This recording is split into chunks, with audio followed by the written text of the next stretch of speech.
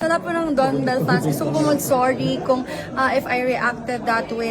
Kung maaari lang lumuhod sa harap ng fans ni Donnie Pangilinan at Bel Mariano, ay tila gagawin ito ng bagong artista na si Shuvi Entrata.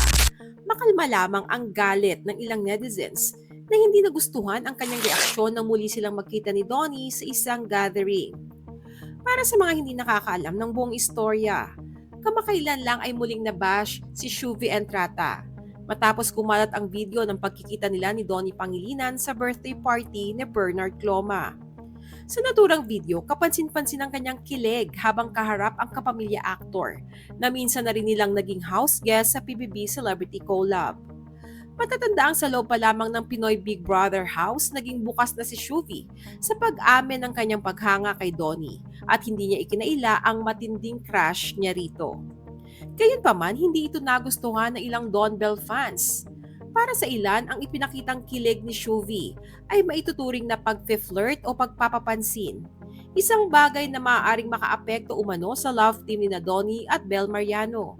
Para naman sa iba, isa itong anyo ng kawalan ng respeto dahil sa lantaran nitong pagpapakita ng feelings.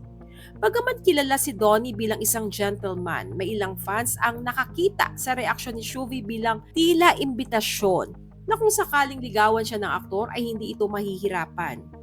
Para sa mga taga-suporta ng Don Bell, nakakabahala ito, lalo na't may mga kwento na tulad ng nangyari kina Maine Mendoza at Arjo Ataide, kung saan mula sa pagiging fan ay nauwi sa totoong relasyon. Dahil dito, muling pinutakti ng patikos si Shuvi mula sa ilang netizens. Sa lahat po ng Don Bell fans, gusto ko po mag-sorry kung if I reacted that way. I'm so sorry if I'm always fangirling over Donnie. I will do my best para po pigilan ang mga nararamdaman natin next time. Pero he's really just a crush.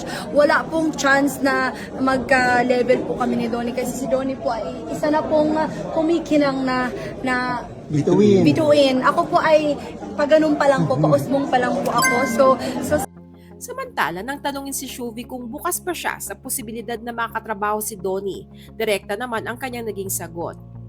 For sure naman po kung meron mang mag-offer.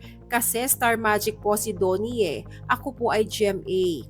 Hindi ko lang po alam kung kaya po nila. Wala pa po akong idea ngayon sa kung ano man yung gusto nila.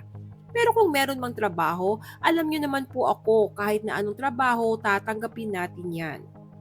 Ano ang masasabi nyo sa isyong ito? Dapat bang mag-sorry si Shuvi dahil kinilig siya kay Donnie o nasobrahan lamang ang reaksyon ng ilang fans? Share your thoughts below.